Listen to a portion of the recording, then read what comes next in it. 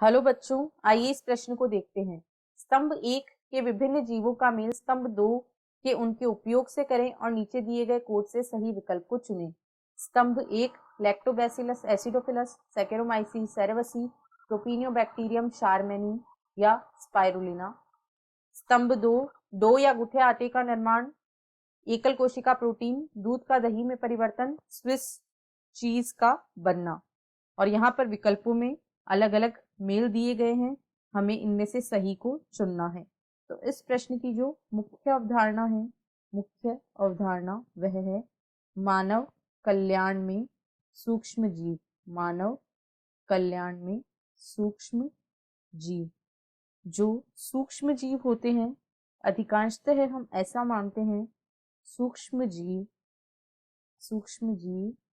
हम जैसे कि बैक्टीरिया, कवक इत्यादि, हम ऐसा मानते हैं कि सूक्ष्म जीव हमेशा हानिकारक होते हैं, परंतु जो कई सूक्ष्म जीव होते हैं, कई सूक्ष्म जीव हमारे लिए अत्यधिक उपयोगी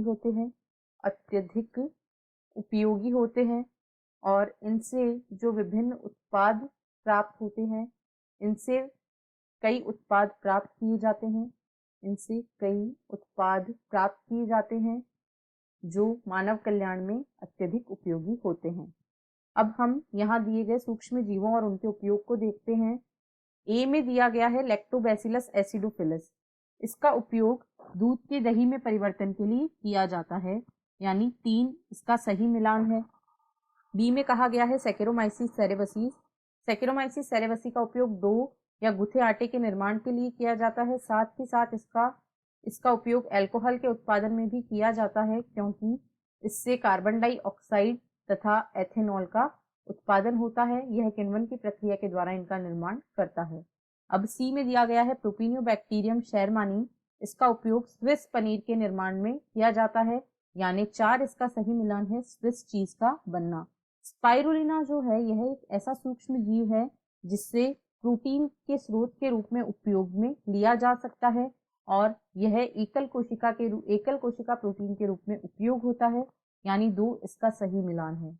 यानी A3, B1, C4 तथा D2 ऐसा विकल्प बी में दिया गया है, इसलिए विकल्प बी इस प्रश्न का सही उत्तर है तथा शेष अन्य विकल्प गलत हैं। आशा है आपको प्रश्न समझ आया होगा। धन्यवाद।